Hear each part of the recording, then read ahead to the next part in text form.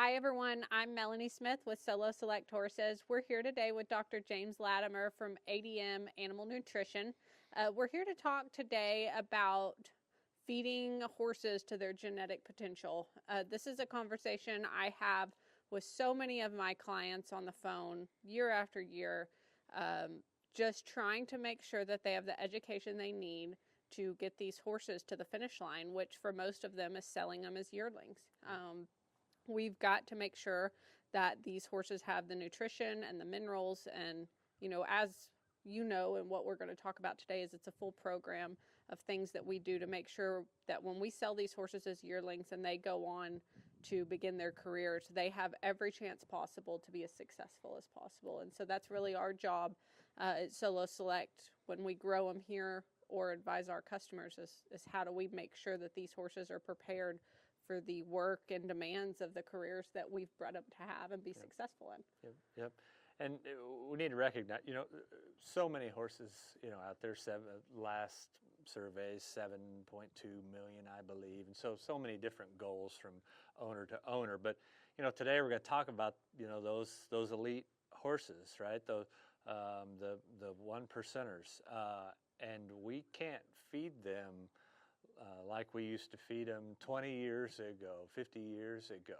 As genetics advance in the breeding barn, so does genetic potential for growth, for performance, and so their nutrition moves up as well, right? So it's no different from any other species. Let's take, for instance, a hog today. Very different genetics than 30 years ago, and we feed them very different than we did 30 years ago. They look different, we feed them different.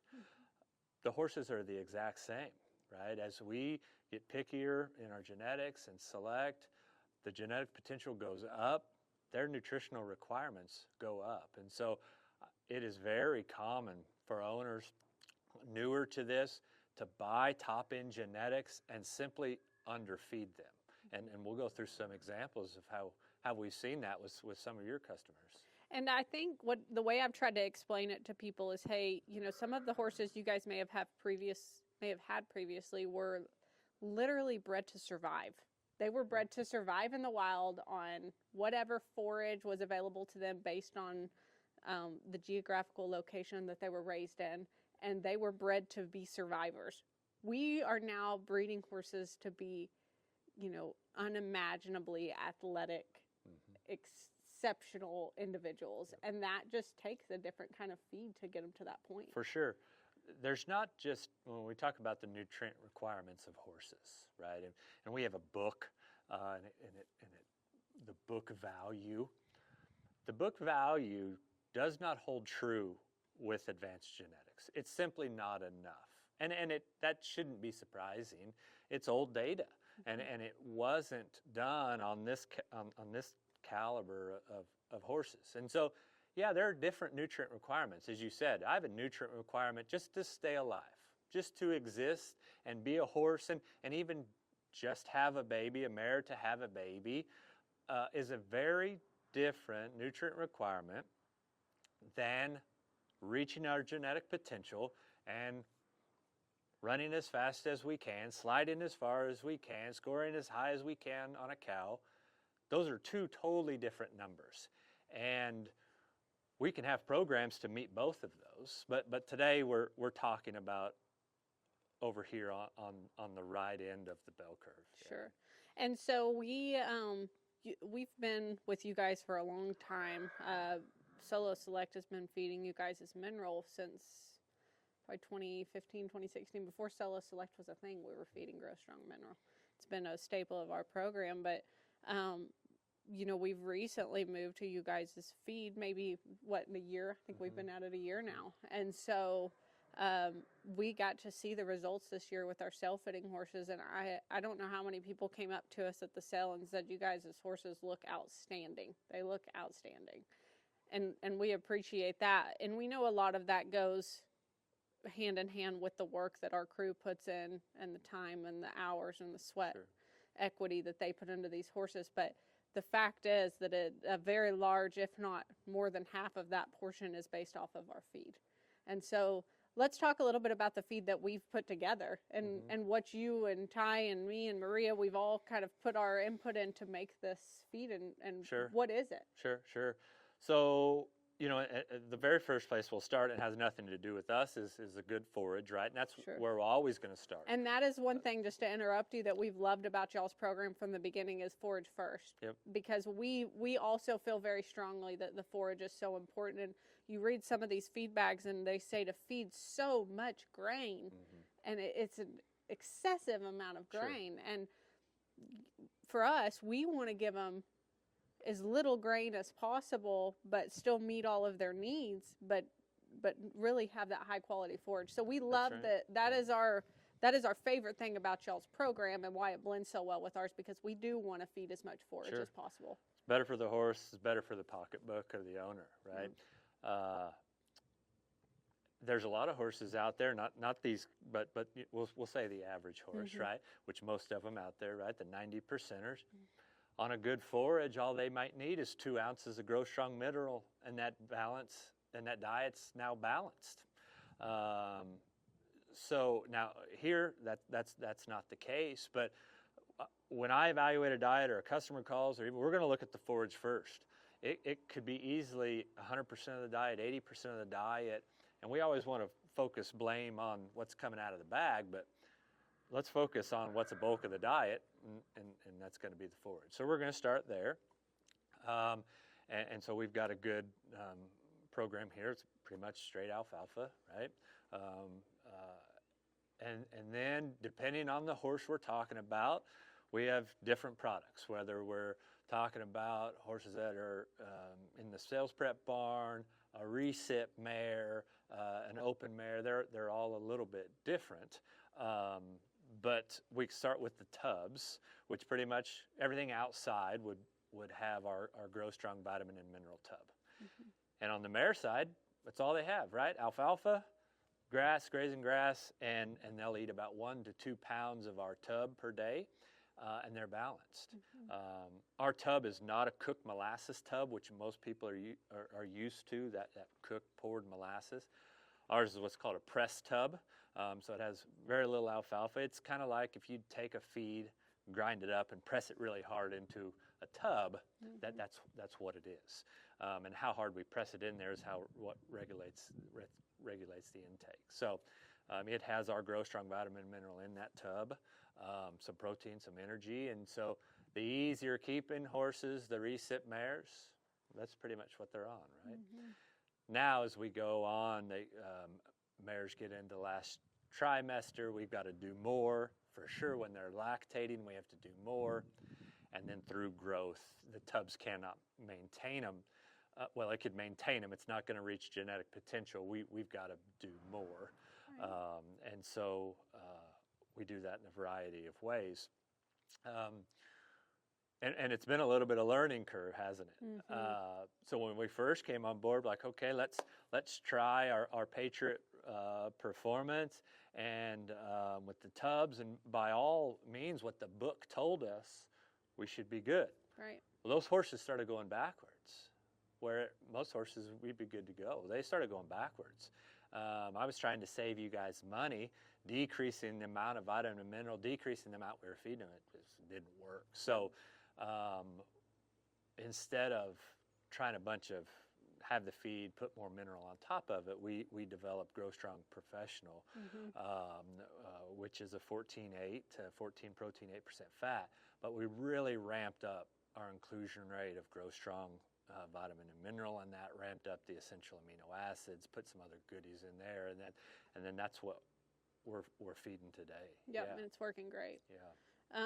So just to recap, because I think what a lot of people that are listening to this want to understand is, hey, lay it out for me.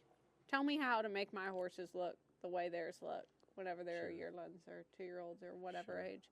So basically what we do here is our mares are on great alfalfa, grass, and turnouts. They always have tubs out. They always have their green tubs. Every pasture you drive around at this place, whether it's recip mares, babies, it doesn't matter. There's a green tub out in that pasture, and they get changed out and kept up. So those mares that are early in their pregnancy may just be on that, may be on a little bit of our feed, just depending. And that's something that I think it's important for people to understand, that depending on what the forage is like, as far as the grass and things like that, we may have to up or increase or decrease that grain, and that's on us and the guys that are feeding out here to watch. Yep. And so there's no exact rule, is what I'm getting at. There's no, every mare needs one scoop of it a day. Some mares need a pound or two a day of actual feed. Some mares don't need any of it, or they're going to founder. Yep. And I think it's important that people understand that you've got to cater to each mare's needs. That's right. So because they're just so genetically different, right? And different life stages, of course. You're going to have some mares that are out that are, 3 years old that may be pregnant for the first time, and you're going to have some 21-year-old mares that are carrying. Yep, that's right. So it's important to understand body condition score, a very elementary basic knowledge that any horseman, horsewoman should have, is how to properly body condition one. Because if I can't see him and you call me and we're going to talk about it, it's one of my first questions is, is it an ideal body condition score? And that's how we want to feed too, right? We don't want to see ribs, but we want to feel ribs, right? So around a body condition score 5, 6 generally is where we want to be, right? Now, that really just tells us, are we feeding the right amount of energy? If she's thin, we don't have enough energy. If we could roll a quarter down her back, we've overshot it, okay? And now we're just wasting money and making it harder on her. Right. Then we're going to look at, obviously, muscle mass. Top line is going to be the first thing to go if we have amino acid deficiencies. So assuming, we've got enough flesh, meaning fat to cover, our top line looks good, muscle mass looks good. We've just covered protein, amino acids, and fat at this point. We haven't talked about anything at all about vitamins and minerals. Right. The likelihood that we have a vitamin and mineral deficiency is exponentially greater than to have a protein deficiency. If we don't have a good vitamin and mineral program, we can guarantee a vitamin and mineral deficiency. Let's say we have a horse, pick the horse. It doesn't matter what stage of production, on the best alfalfa we can find. And that's all. That alfalfa can meet energy requirements, protein, amino acids. It doesn't matter how good it is, how much money we spend on it. It will not meet all of her vitamin and mineral requirement. We just can't do it. Yep. So, like I said, in some horses, that's all they need, 2 ounces of Gro Strong. Now, it's a little bit different here, but we get so caught up on fat and protein, and every horse owner can tell you, I feed a 14-8, I feed a 12-6, whatever it might be. Very seldom can tell you how much copper, zinc, selenium is in their product. The likelihood we have a copper deficiency is much greater than a protein deficiency. So that's the first place I start. I'm going to start with the forage, then we're going to go straight into vitamins and minerals. Well, I think one thing that people need to keep in mind about that too is some people bring their mares and they're fat and they look good, but they don't breed very good. Yeah. And that's not always the case. Obviously it's a very big picture with a lot of things that feed into the reproductive success of a mare over the breeding season. But I think that is one thing that's not very expensive and should be done anyways, is make sure that you're meeting her vitamin and mineral requirements. You just bring her to us and she's in a 5 perfect body condition, like you said, doesn't necessarily mean she's getting everything she needs. 100%. And that's not also an overnight thing. That's not something, because every horse that comes here is going to have that mineral in front of them, whether they're long-term or short-term residents. We're going to feed that either through their feed, or it's going to be in their feed bins in their stalls or in their turnout. But those are going to take the next day, right? So let's talk a little bit about that. That's not something you could just say, oh, it's breeding season, it's February 1st, I'm going to put my horse on vitamin on Gro Strong, and all of a sudden she's going to breed great. Sure. It takes a while for vitamin and mineral deficiencies to manifest themselves into something that you can see. An energy deficiency, she'll get thin and shed weight pretty quick. Amino acids, she'll start losing her top line pretty quick. What's a vitamin and mineral do? Well, think of any metabolic process that you could think of, and a vitamin and or minerals involved in that. So growing. Everything, right? A muscle contraction. Yeah. Building a healthy joint. Right. your stud's semen motility and morphology. Yeah. A vitamin and mineral was involved somewhere in that biochemical process. Sure. So when we have a problem, it's too late, right? Well, I got a radiograph. I got a problem with my radiograph. Well, that just didn't happen, right? That could have happened in utero, okay?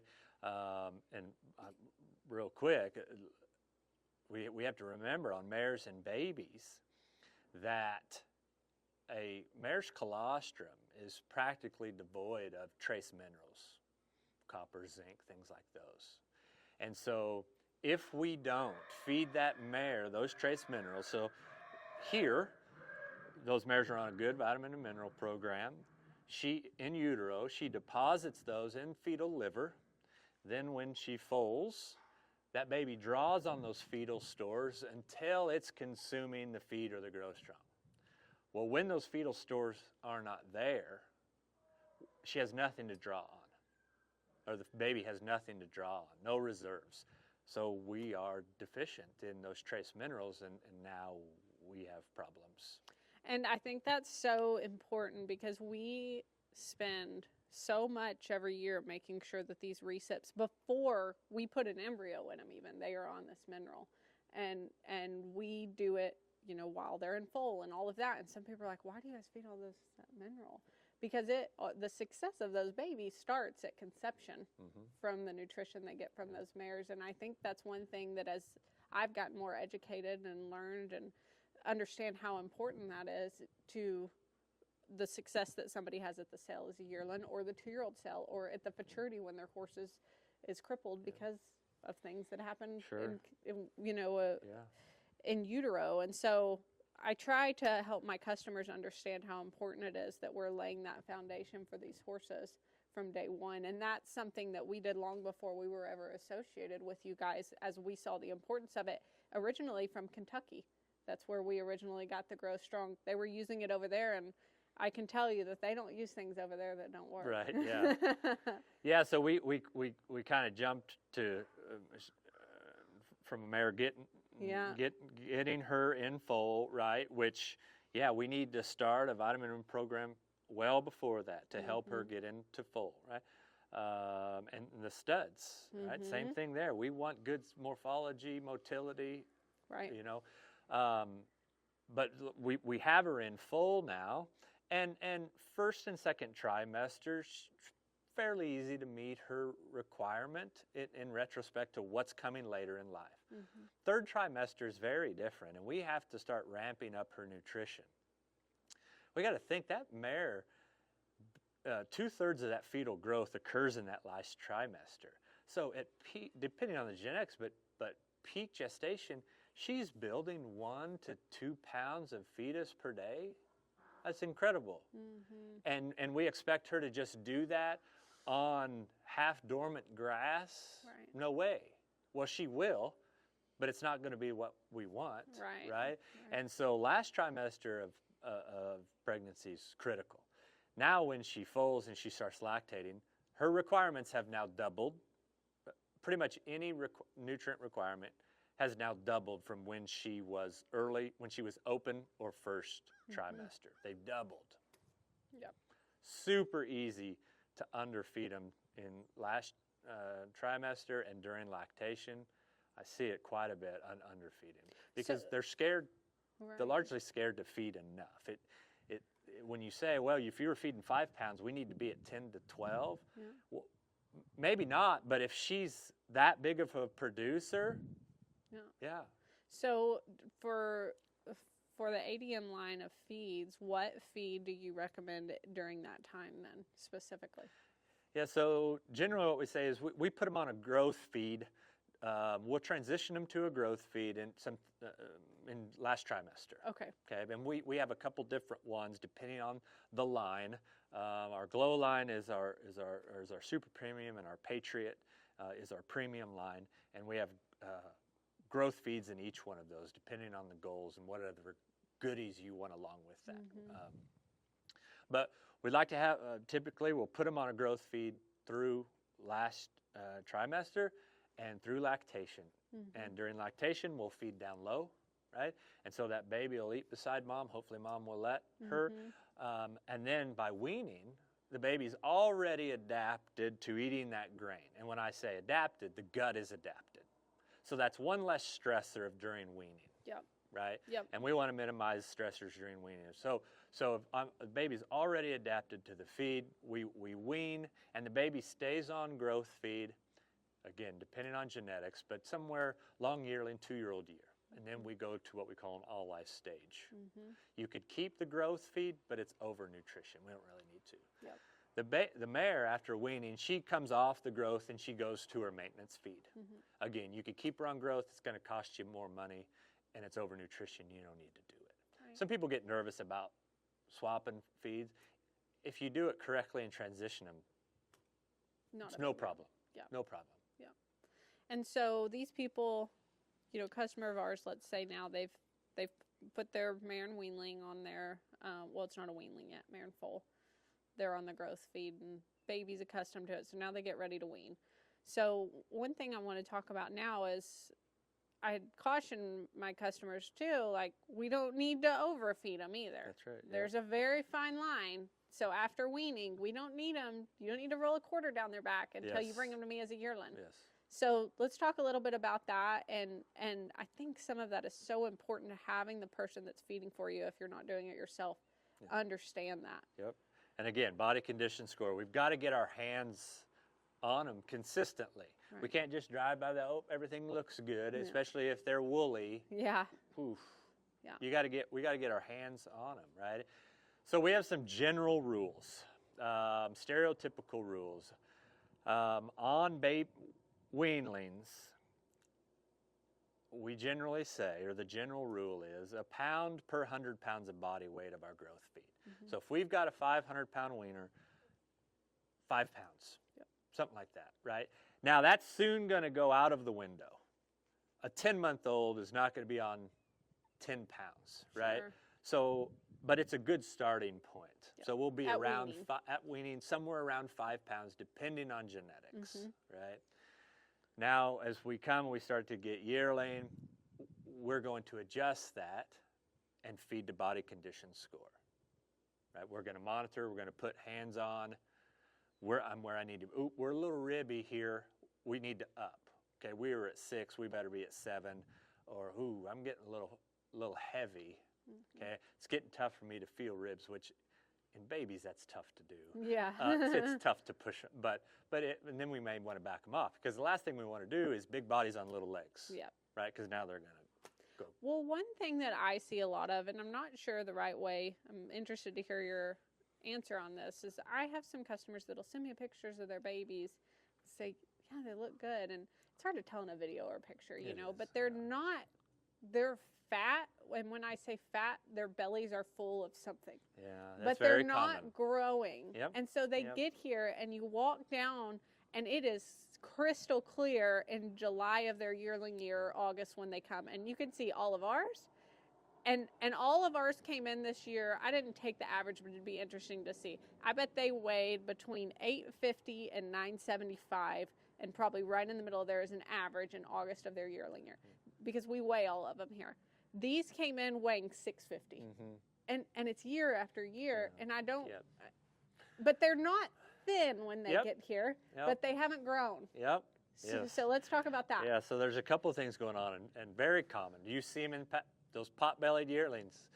We see them a lot, and so there's a couple things going on. And we have to recognize one thing. So they're on a lot of grass and a lot of hay, and rightfully so.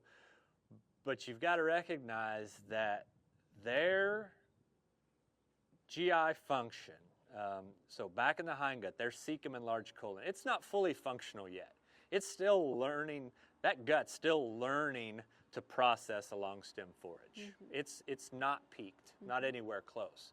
So what can happen, and especially if we're dealing with low quality forages, they'll consume it, and because it's low quality and they're not quite as good at breaking down that long stem forage, it sits there and it sits there, and when their gut's full, it tells their mind, don't eat. And so all that hay just kind of sits there and distends them out, right? And now because they really don't want to eat, they're not eating the feed that's going to drive the growth. Right. Because we've had some of those that come in and it seems like it takes them forever to get on the feed too. Like when they come in and they look like that, it just is a little bit of a process for them to learn to eat it. Yeah. And then it's like when they do, man, they take off. Yep. But it is a process, and it's interesting that you say that, because I feel like Maria's like, hey, I've had this one 60 days and we're starting to gain, but it's just now starting to really eat good. Yeah, and you spent a lot of that time teaching that horse, but also adapting his gut to process the feed that he should have been getting all along, right? The other thing we see in those horses is they're largely deficient in essential amino acids, so like lysine and methionine, which are driving growth, right? Because they don't really want to eat and they're not getting enough.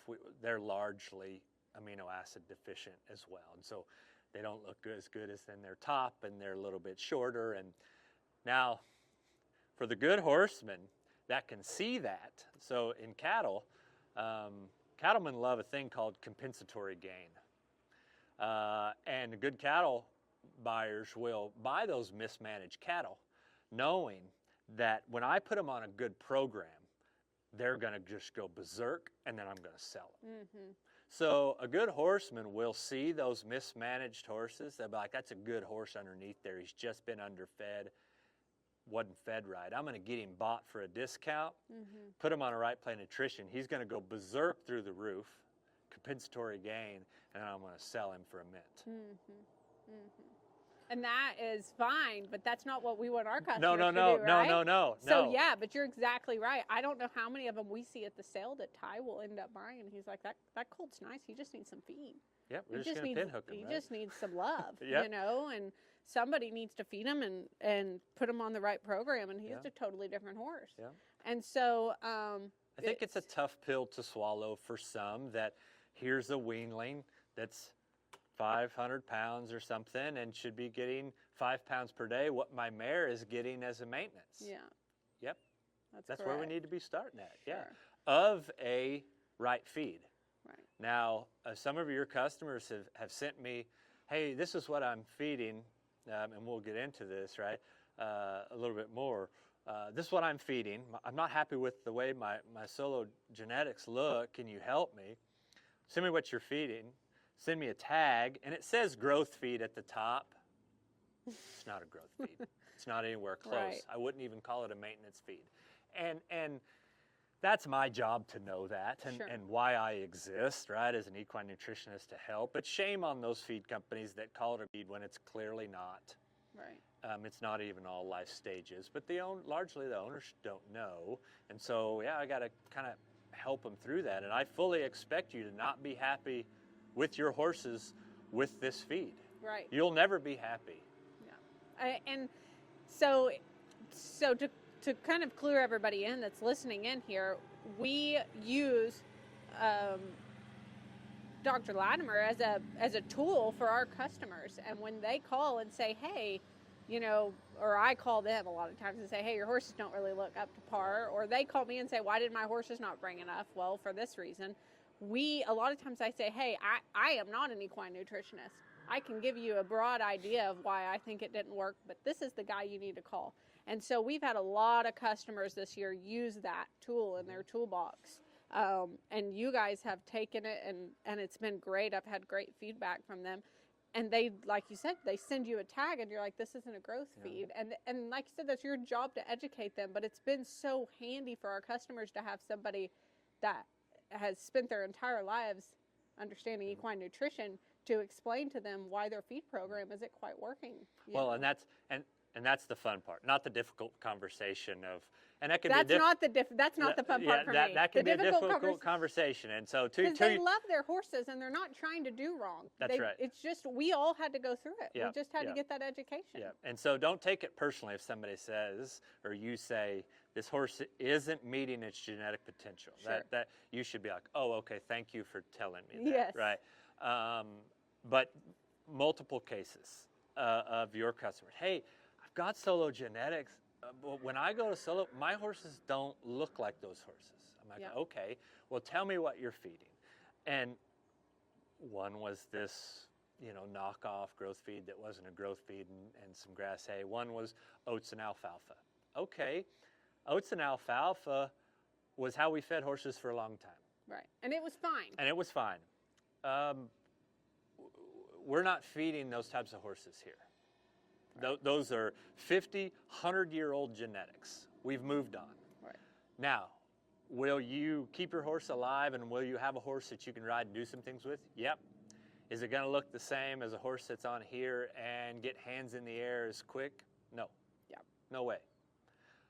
Again, I can't tell you what the goal is. Only you can tell me, and then I can lay out a plan for what the goal is. Right. But those are two very different feed programs, right? Just to have a horse and to whatever we're talking about, win the world, get as many hands in the air as we can on sale day. Right. Two totally different programs. Sure. And I really enjoy turning those horses around because I know the potential is there. And so getting them on track, and then they call back in 90 days like, holy cow, or, we have a high seller at a sale. I mean, that's why I love my job, right? Mm-hmm. Is, secondhand success, right? Sure. Absolutely. Yeah. Okay, so we've raised these horses. Some of our customers have taken them to the horse sale.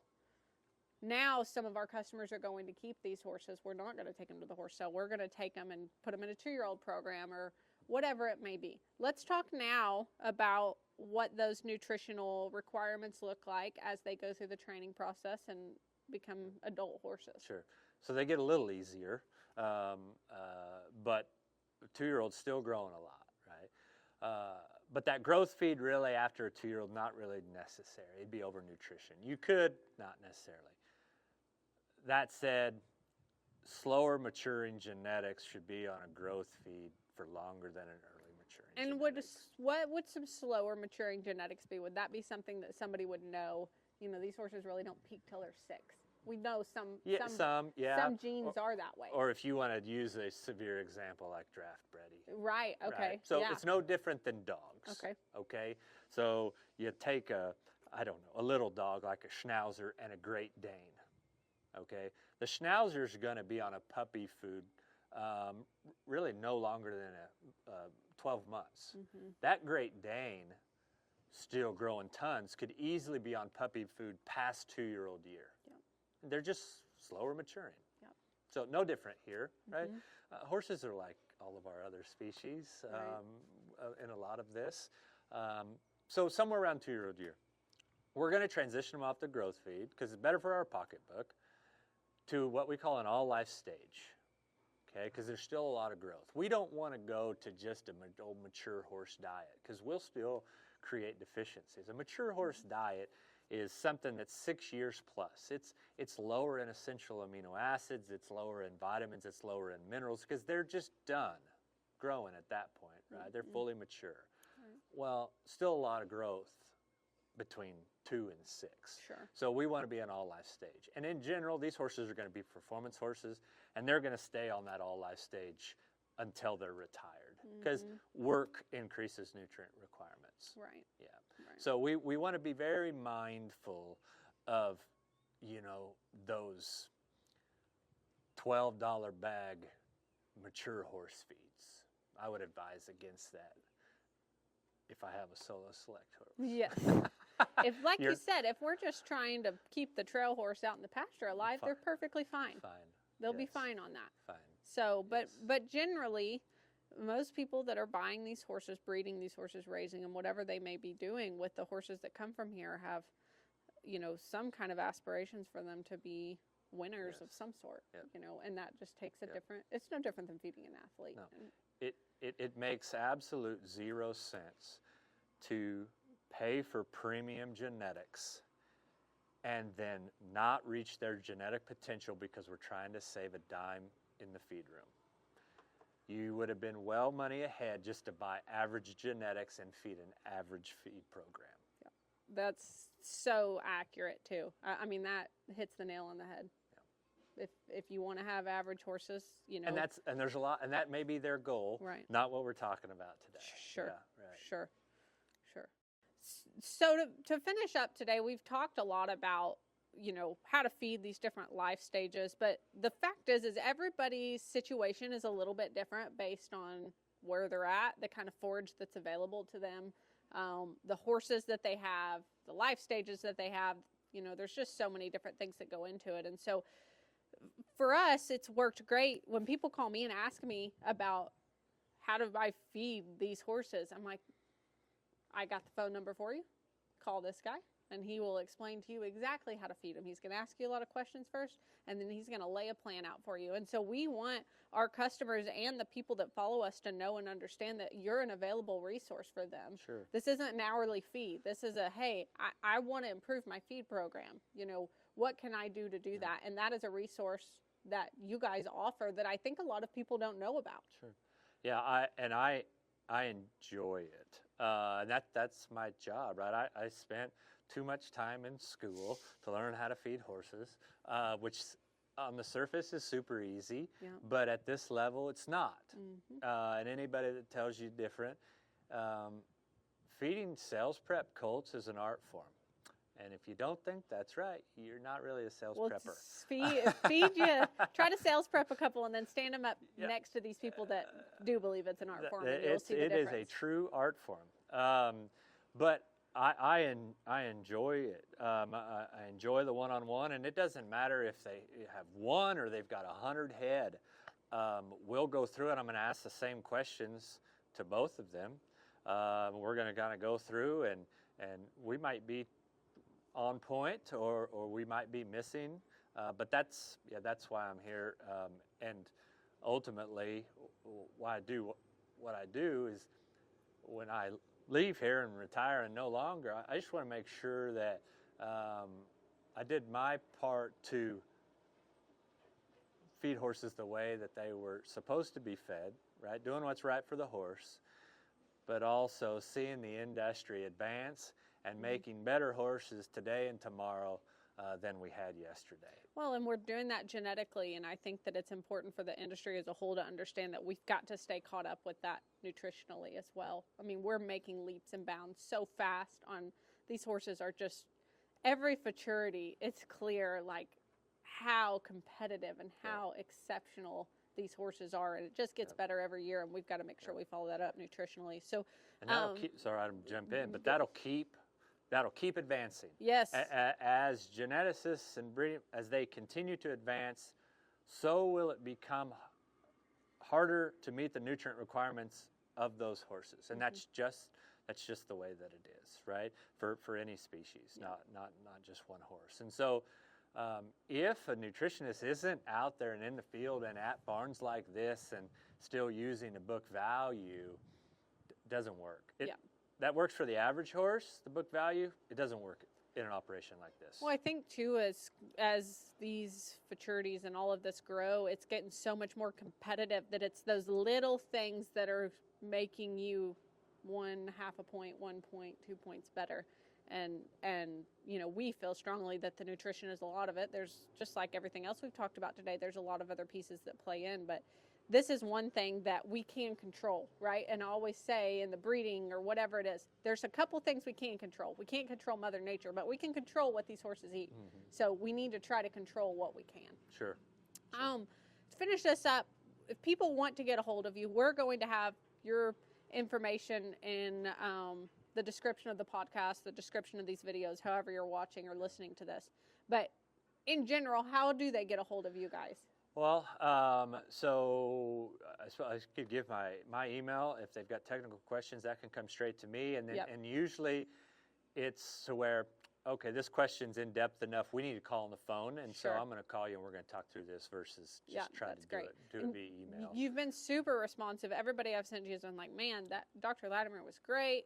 I picked up so much. It was an instant deal. And so I can appreciate that. But I also am a great resource for anybody listening to this, that I'm happy to talk to anyone about, the breeding decisions they have, all of the things that we do here, what stallions to breed to. Are your mares the right mares for your goals, things like that. But then when it comes time to have that nutrition, Sure. then Sure. I'm going to push them to Sure. you. That's So, fine, and that's what I enjoy. Yeah. And so, and it could be as simple as start as if they just wanted to Google Grow Strong Vitamin Yep. and Mineral, Yep. it's going to come up, and Sure. that's where I'd start. If you just wanted to do some learning, if you wanted to reach out to me right now, that's perfectly fine. I'd say shoot me an email. My email's james.lattimer@adm.com, and that's Lattimer, so james.lattimer@adm.com. And if you missed that, yeah, Mel's you got can it. you can contact Yeah, Cello and yeah, we'll get you sure, hooked up. Sure, so. sure. But I'm happy to help, and I enjoy it. Yeah. Well, thanks for being on with us today. Once again, guys, if you have any questions about any of this, we have a page on our website devoted to Grow Strong and the ADM feeds that we feed at Solo Select. We exclusively feed ADM Mineral, Grow Strong Mineral and ADM feed. And so if you pull through here, you'll see it in our barns and you'll see it in our pastures. We believe in it, and we've believed in it for a long time. It's been an integral part of our program for a long time. So thank you for being on here today, and thank you for having me. look forward to a great partnership moving forward. You bet. Very good.